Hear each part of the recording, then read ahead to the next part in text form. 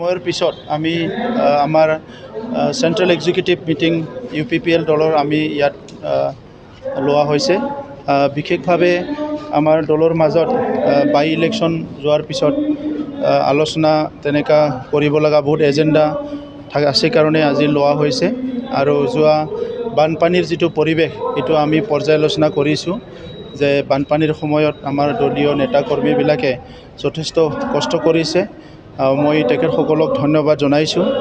আৰু আহি থকা সময়তো যিটো আমাৰ বানপানী বা বিভিন্ন সমস্যা সমাজৰ মাজত দেখা দিলে সেইটো ভালদৰে কাম কৰিব লাগিব, এইখিনি কথা কোৱা হৈছে। ইয়াৰ বাহিৰে আমাৰ দলৰ সংবিধানটো আমাৰ যিটো আছে সেইটো আমি ইতিমধ্যে এমেণ্ডমেণ্ট কৰা হৈছে।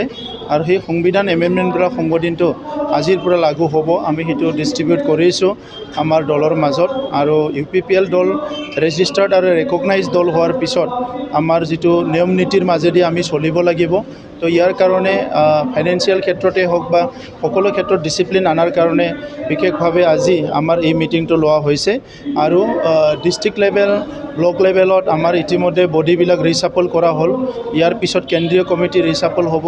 ইয়াৰ কাৰণে আজি এই এক্সিকিউটিভ মিটিঙত সিদ্ধান্ত লোৱা হ'ব যে আমাৰ অধিৱেশন ক'ত হ'ব, মানে কেতিয়া হ'ব, ইয়াৰ সিদ্ধান্ত লোৱা হ'ব। আৰু সেই হিচাপে আমাৰ কাম কাজ চলি যাব।